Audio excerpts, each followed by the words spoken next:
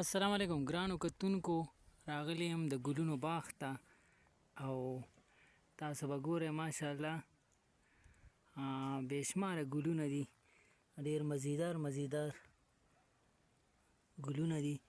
دغه ګلونه دي کوم چې اکثر په هادۍ کې مونږه د نوي موټر ته سجاوو او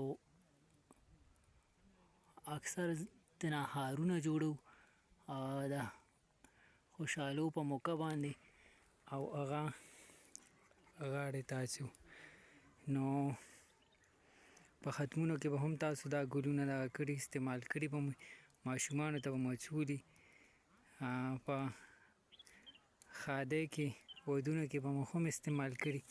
نو دا دغه ګلونو باغ دی، دغه باغ دی. رالو چکر مو راولګولو، دا ملګري لګیا دي دوی د ساري نه دا ګلونه وشوکوي او بیا یوسي دکان ته، دکان کې د دې نه هارونه جوړ کړي، څه ترې هارونه جوړ کړي، څه ترې نه دغه شانتې سیج دپاره په ترتیب باندې راټول کړي او ویې پیري او څه پکې وي چې هغه دغه شان کلو پرېږدي چې څوک د چا استقبال کوي نو شیني پې. نو ماشاءالله ډېر ښکلی باغ دی او ډېر د سور ځای دی، ډېره مزه کوي. یقینا چې پکار ده چې هر سحر سړی راځي او د داسې ګلونو په باغ کې ګرځي، نو دې سره انسان ته سکون ملاویږي، ټینشن ختمیږي او خوند ورکوي، ذهني سکون ورته ملاویږي.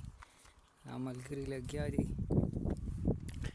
او ګلونه شوکوي، دې نه پس به دا بیا وړي. څنګه یې ملګري ښه دا څه کوئ؟ بس ګل شوکوم دي. ښه دا چې وشوکوئ بیا به چېرته وړئ؟ بس دا لاور او پنډۍ پېښور دغه علاقو باندې بیا خورېږي. دې نه بیا ښارونه جوړېږي که نه څه ترتیب؟ ښارونه هم جوړېږي بیا او واده کې هم استعمالېږي، سیج هم ته جوړېږي، موټر هم سجاویږي هر څه موټر او استقبال چې کوي د چا هغې دپاره هم. ښه څومره وخت نه لګیا یې په دې کار کې؟ څو کلونو نه؟ بس دا خو د مونږ کار د ډېر وخت شو. او هسې چې دا پټې کله ړومبي نه دا ګلونه کرلي شوي څو کاله به کېږي؟